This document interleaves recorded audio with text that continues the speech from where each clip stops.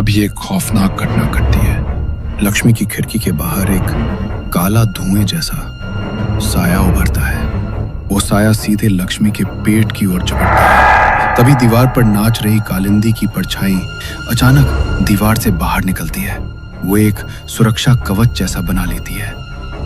कालिंदी की रूह उस अदृश्य साये से लड़ने लगती है। कालिंदी की रूह उस हमलावर साये को खिड़की से बाहर धकेल देती है। जैसे ही वो साया गायब होता है, कालिंदी की परछाई लक्ष्मी के माथे पर हाथ फेरती है और गायब हो जाती है। लक्ष्मी बेसुध होकर गिर पड़ती है।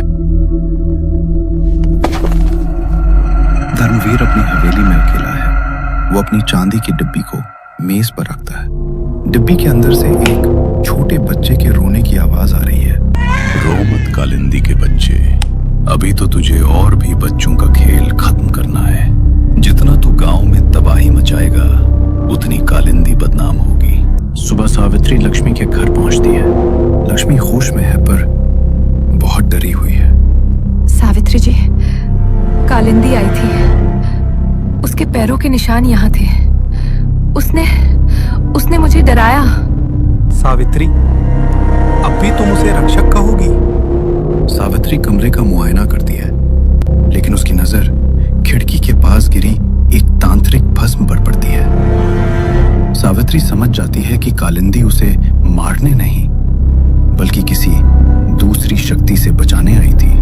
तभी सावित्री की नजर पुराने पीपल के पेड़ के नीचे बैठे एक साये पर पड़ती है। वो पुराना पुजारी है।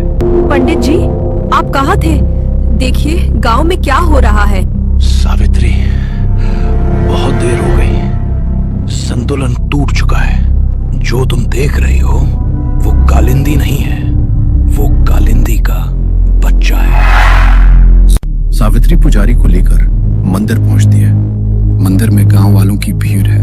रुक जाइए, अनर्थ मत कीजिए। पुजारी जी मिल गए हैं। कालिंदी हमें मार नहीं रही। बहुत हुआ सावित्री, आज ये मंदिर नहीं बचेगा। जैसे ही एक ग्रामीण अपनी जलती हुई मशाल मंदिर की ओर फेंकता है, पूरा वातावरण अचानक बदल जाता है।